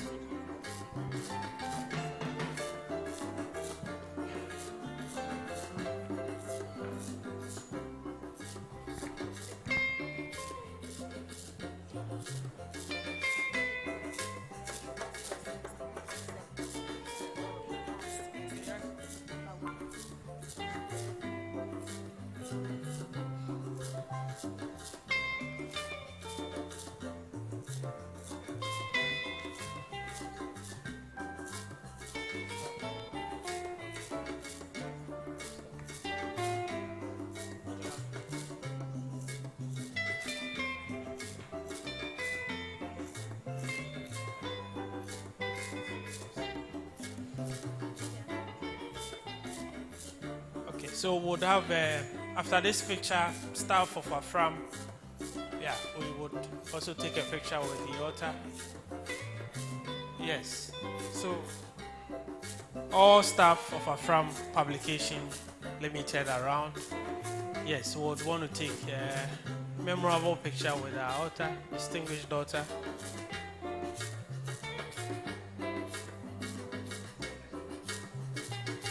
So at this point, it's informal, okay? So you can walk around and chit chat. Yes. Whilst we wait for the snacks.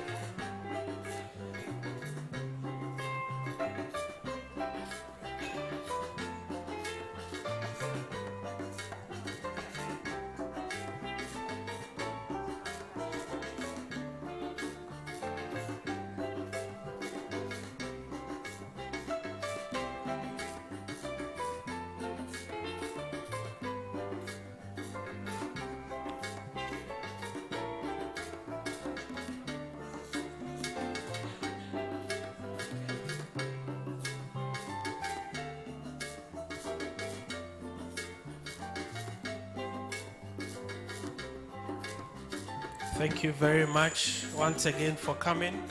My name is Joseph Jemfi, and it's been a pleasure. Yes, I'm told we have one last photograph that's for friends and family.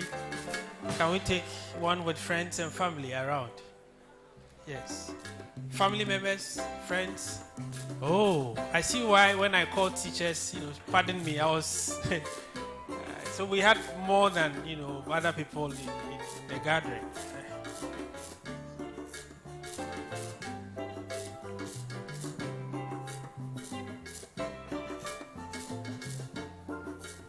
friends and family, we take a photo with our distinguished daughter. Can we sit down so that our very elderly, people would not have to stand? So some can go to the other end. There are free seats at the other side.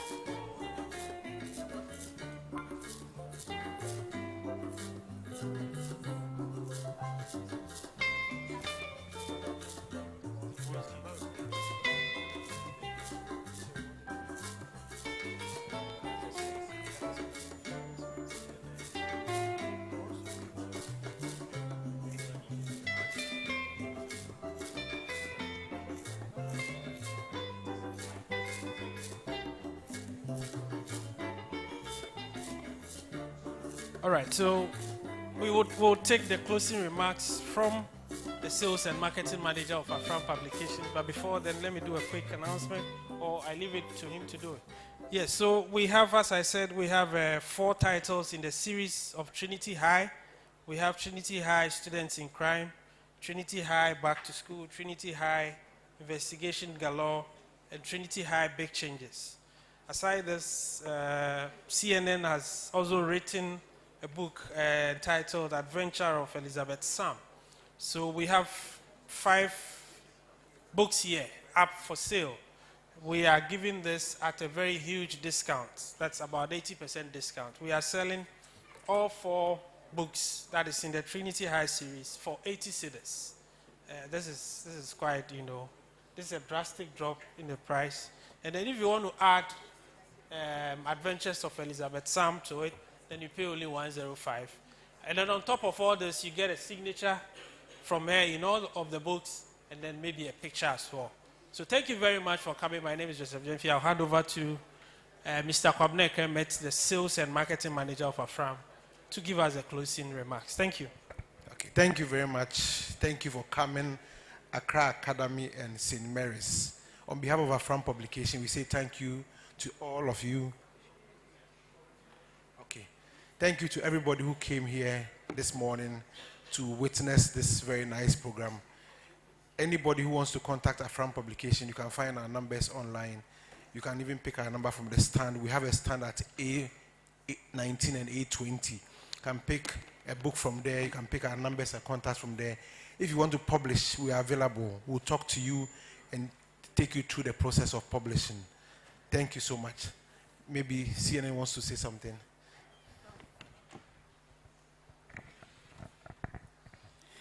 So I first want to say a very big, first thank you to God for safe travel and for guiding me, through the past few days back home. But I want to say a huge thank you to my family. You have been with me through thick and thin, following me everywhere, being super supportive. Thank you very much for being here. Thank you so much for being here. And thank you to the heads of Accra Academy and St. Mary's for allowing your students to come here today. Thank you for the teachers that brought the students. And thank you so much, Akraka and St. Mary's. I truly, truly appreciate your time here.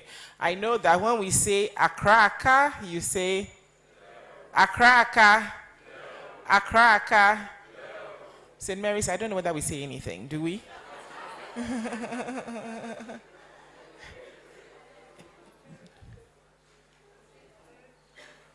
So I say veritas and they say veritas. Veritas? Veritas? Veritas? Okay. Thank you, thank you. Thank you.